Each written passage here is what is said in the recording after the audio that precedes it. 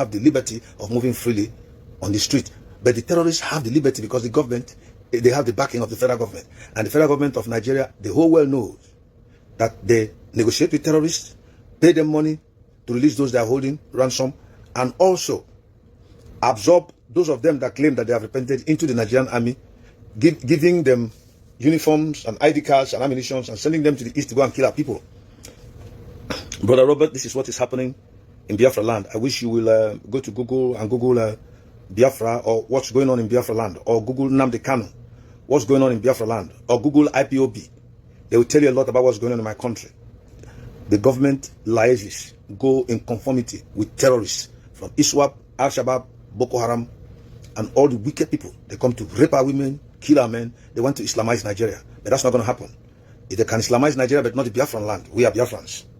So, this young man made that comment, and somebody came to correct him, to tell him, and he realized that he had made a mistake by his quick judgment of Simon Ekpa and his activities.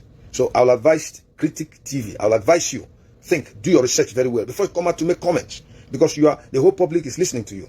And if you make comments without a kind of fact-finding to be sure of where information is coming from, and somebody else goes into your program to give you proper information of what you have already drawn your own conclusion on, it ridicules your person, it ridicules your platform. And an enemy could capitalize on your ignorance to consider a problem to us.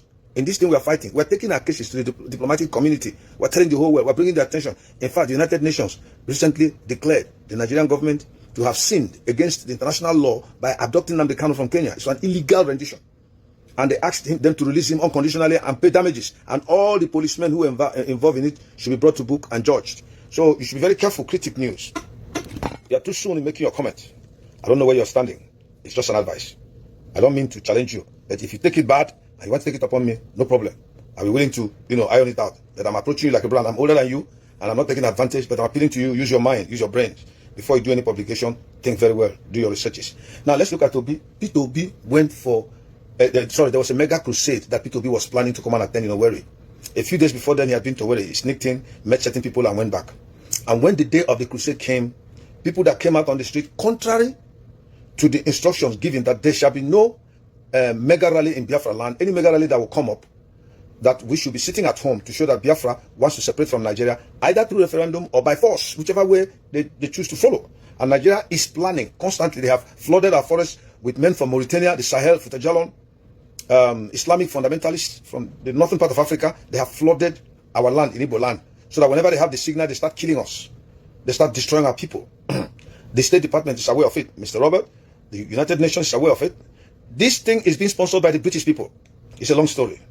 Britain is the most evil country under the sun. So, there were certain things that Simon Ekpa said, and you can only operate in this kind of wisdom if it is God that gave you that wisdom.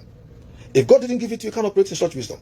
And Simon Ekpa's ascendancy to that exalted position of responsibility stems from two principal things. One, he was a loyal and a committed follower of Nnamdi Kanu, just like Elisha followed Elijah. In Elijah's case, he was taken up to heaven. In that of Nnamdi Kanu, he was illegally renditioned. And then, before Elijah left, he told Elijah, ask what you will, it shall be given unto you. And Elisha said, I need a double portion of your spirit. But that of Nnamdi Kanu, he had been renditioned. While he was in detention, he said, give Simon Ekpa a platform to speak on Radio Biafra. Because Simon Ekpa had played very, very significant role. So far that Nnamdi Kanu was so impressed, regardless of the fact that he had DOS members that surrounded him, who were all leeches. You know what a leech is? A leech is a small, parasitic organism, animal, that is flat. It belongs to the family of snails. Is it mollusca or something? I don't know. When it lands on your body, it stays there and begins to draw blood from your system to live. Leech. So these guys were just leeching from Nnamdi Kanu.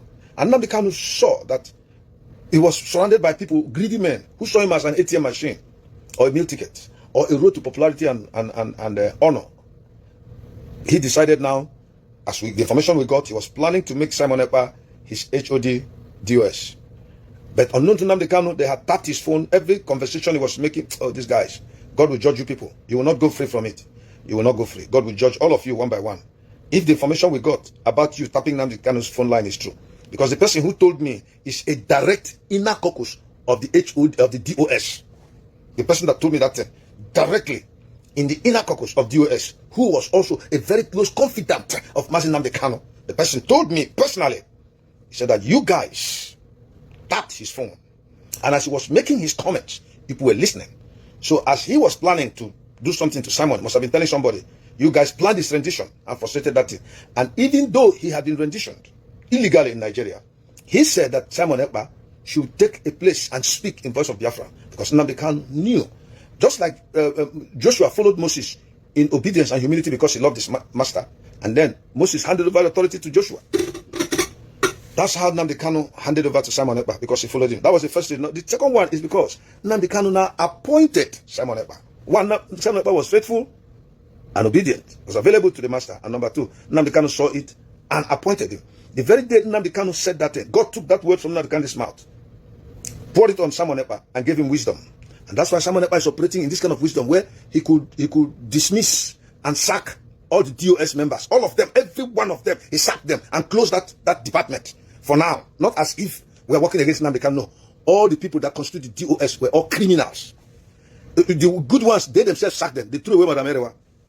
They threw them away. That evil DOS before.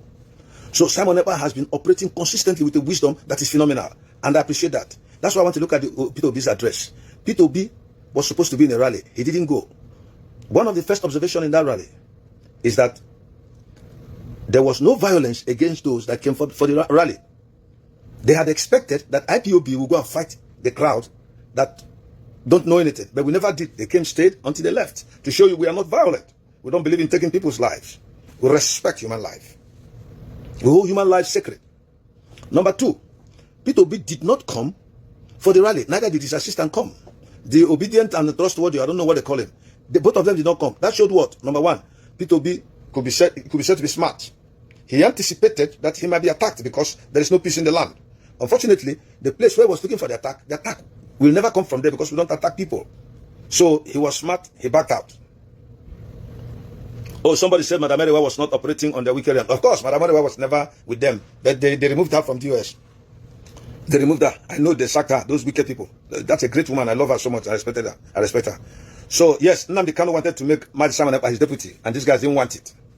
So, Peter Obi could not come for the crusade because he feared for his life. Now, listen to me. Somebody whom you want to vote as president, as your leader, cannot put his life on the line for you. Nnamdi Kanu is in detention. He said that he was going to fight his battle at the forefront. Remember, he had been locked up before. Nnamdi Kanu is a fearless man. He said he would be in Nigeria as this war is going. Peter Obi ran away. Why? Because he's a coward. How can you follow such a man to be your commander when he fears for his life? Why didn't he come for the mega rally? He had thousands of people. That should have been enough to protect him. He should have also asked the government to give him law enforcement agencies.